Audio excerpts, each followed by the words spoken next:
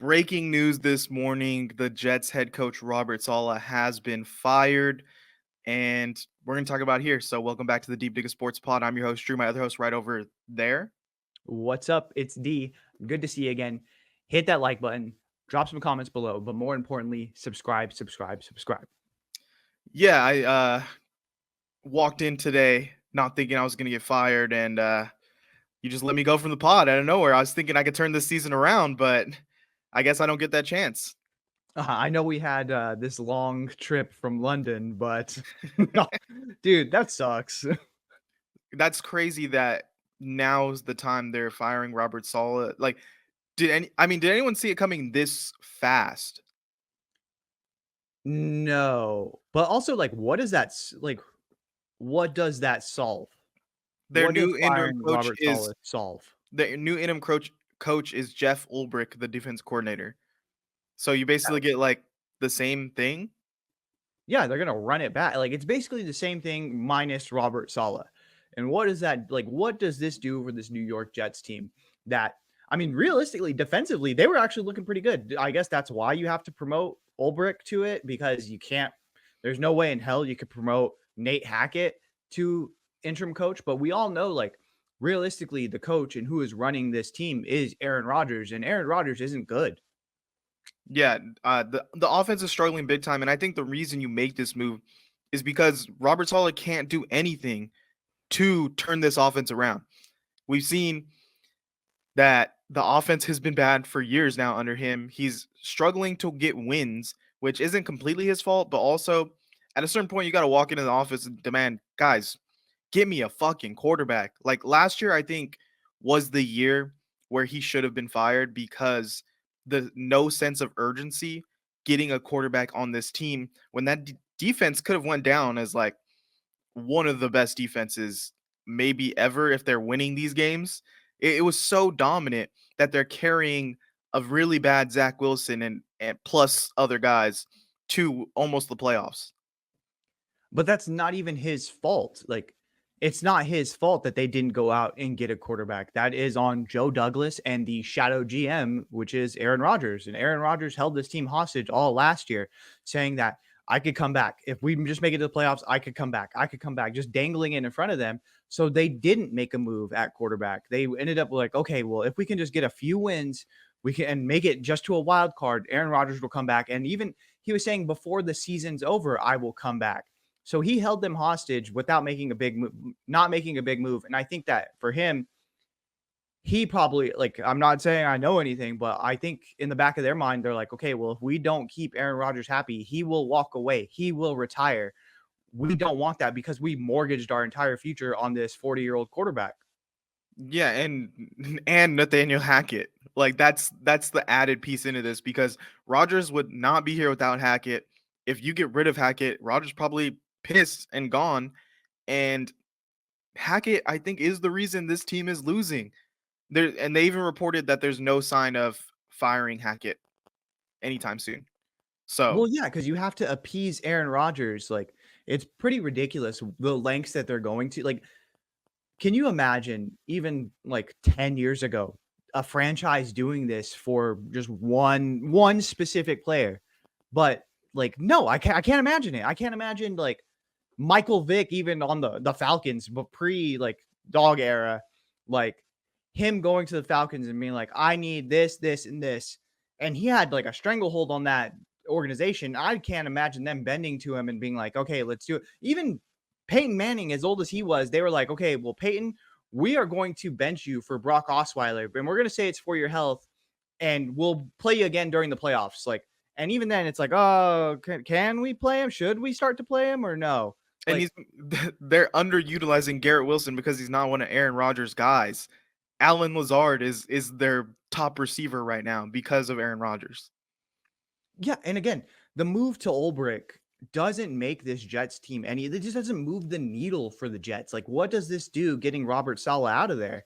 Like, I don't think it made them a better team. Well, And like, if you look at it, Robert Saleh had like 6 quarterbacks that he played during his tenure. I don't think he got like a fair shake. But do I think that he was like Do I blame him 100%? No, but I mean, I could have saw it at the end of the season. Hey, it didn't really work out for you. We've gone through this major change. We have to stick with Aaron Rodgers, but to do it now, I don't think it makes sense at all. Yeah, and I think the rumblings are right now. There's probably going to be a bunch of reports coming out. Salah lost the locker room, and that's I think the main reason. And they always say like the coach doesn't know he lost the locker room until he's fired. So he might have thought everything was cool with him and the defense. Did you see Makai Becton tweeted out a meme where it's the guy in like the black trench coat and it's like me at my biggest hater's funeral? Yeah. Yeah, so obviously, and he deleted it after. So come on, stand on your business, stand on your memes. But yeah, I mean, Aaron Rodgers, we all saw the push away from the hug of Robert Saleh, and everyone tried to play it off like, oh no, it's situational. He just wants to be serious, or he was joking, he was laughing after. Like I don't know. That was we saw the cracks, we saw the breadcrumbs trails, and I think he kind of lost his locker room. Yeah, and it just sucks because Joe Douglas bringing in Aaron Rodgers, you pretty much had to hand him the keys to the entire organization. And of course, who are they going to go with? They're going to go with the quarterback. Like they're going to try to rally around this guy because Who's he's won a playing Super Bowl bad? before. Who's playing bad? Yeah, he is playing. He's playing bad, and he looks old, and he looks like he doesn't have any athleticism left in his body. Like he had, like the two things that came out of the London game were like his three interceptions and him crawling on the sidelines. That's going to be an all-time meme moving forward. Yeah, I seen But he is playing the bad. Like the he cost them the game. Like the defense did play really good, but Aaron Rodgers threw three interceptions. It's I ridiculous. I seen the it was the Cameron Brink engagement and then Aaron Rodgers crawling away, like, devastated.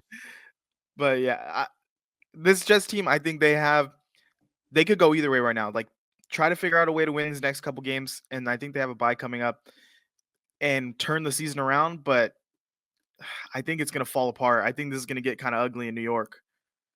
And that's the thing. That's the crazy thing about the AFC right now. They're in it. Like they're in the mix right now. They could still make the playoffs, I which is so insane. I believe if they beat the Jets next week, I think they're in They first are the place. Jets. I mean, if they beat the Bills, the Jets beat the Bills next week, I believe they're in first place. Let me check The this. Jets are Yeah, gonna beat the Jets though. Jets gonna be the Jets. They play the Bills to get into first place on Monday night. Then they have God. the Steelers, Patriots, Texans, and then their schedule kind of lets up from there. But that's gonna kind of be the hardest patch of their schedule right now. So if they lose 3 out of 4 here, like the season's over. Yeah, and I mean, okay, so like, do you want to transition to the Devonte Adams of it? Because the Jets were on the list of teams that he would play for. I think And it's more guaranteed that it's happening now.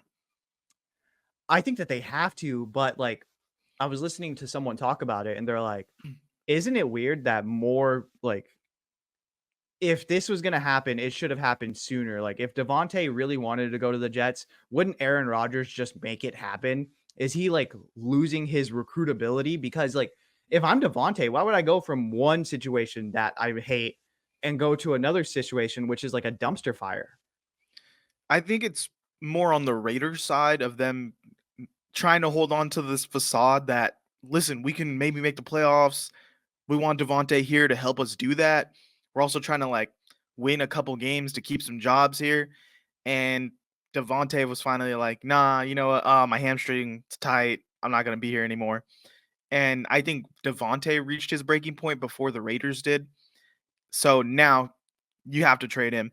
And the Jets, it's not gonna fix all their problems. I think it's this band-aid that they're trying to be like, oh yeah, once Devontae's in here.